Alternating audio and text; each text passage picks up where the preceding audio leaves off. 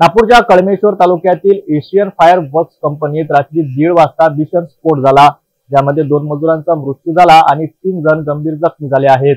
या घटनेने संपूर्ण परिसरात खळबळ उडाली आहे। स्फोटाचे कारण अद्यापही अस्पष्ट आहेत। यावर अधिक माहिती घेऊया आमचे विशेष रिपोर्टमध्ये। नागपूर जिल्ह्यातील कळमेश्वर तालुक्यात एशियन फायर वर्क्स या फटाका कंपनीतील बंद असलेल्या मिल युनिटमध्ये मध्यरात्री 1:30 वाजताच्या सुमारास भीषण स्फोट झाला।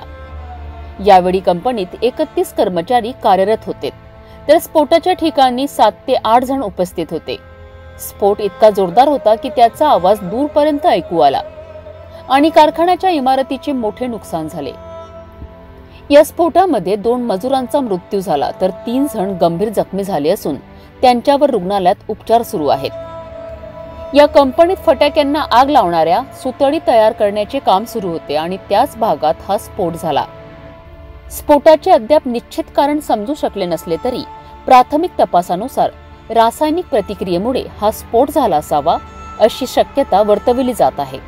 या संदर्भात स्थानिक पोलीस आणि फॉरेन्सिक टीमने तपास सुरू केला असून स्फोटाच्या कारणाचा शोध घेतला जात आहे। फटाका कारखान्यांमध्ये यापूर्वीही अनेक अपघात घडले आहेत आणि यामुळे कामगारांच्या सुरक्षेचा प्रश्न पुन्हा ऐरणीवर आला आहे। या घटनेमुळे मृतांच्या कुटुंबियांवर शोककळा पसरली आहे, तर जखमींवर नागपूरच्या रुग्णालयात तातडीने उपचार सुरू करण्यात आले आहेत। स्थानिक प्रशासनाने या घटनेची चौकशी सुरू केली असून लवकरच अहवाल सादर केला जाईल असे अधिकाऱ्यांकडून सांगण्यात आले आहे। इथं एशियन फायर वर्क्स म्हणून फॅक्टरी आहेत कळमेश्वर तालुक्यात। मिल बॉल युनिट मध्ये 1:30 वाजता सुमारास एक ब्लास्ट झाला होता। ब्लास्ट मध्ये 2 व्यक्ती 2 लेबरर्स जे आहेत त्यांचा मृत्यू झालेला आहे। सध्या जे आहे ते सिच्युएशन सेफ आहेत। फॉरेन्सिक्स टीम्स येणार आहेत, पोहोचणार आहेत। त्या सोडून लॉ अँड ऑर्डर काही विषय नाही आहेत।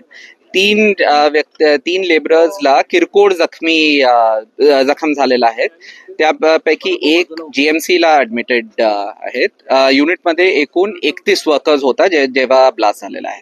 सर, काय नेमकं काम या ठिकाणी केलं जातं आणि काय हँडलिंग मध्ये हे झाला किंवा नेमकं काय घडलं ज्याच्यामुळे हा ब्लास्ट झाला? कारण काय आहेत ब्लास्टचे ते सध्या क्लिअर नाही आहेत। फॉरेन्सिक अनालिसिस नंतर आम्ही सांगतो।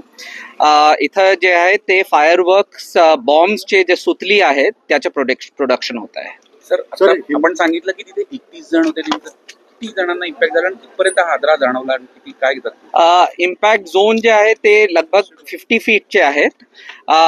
एकूण 2 लोक जे आहेत त्यांचा मृत्यू झालेला आहे। त्यापैकी एक इसम जे आहे ते शिवनी जिल्ह्याचे आहेत आणि दुसरा जे आहे ते मांडला जिल्ह्याचे आहेत आणि 3 लोकांना किरकोळ जखम झालेला आहे। नागपूरच्या कळमेश्वर तालुक्यातील या भीषण स्फोटाने पुन्हा एकदा फटाका कारखान्यांमधील सुरक्षेचा प्रश्न ऐरणीवर आणला आहे। स्फोटाचे खरे कारण काय आणि जबाबदार कोणाची यावर प्रश्नचिन्ह निर्माण होत आहेत।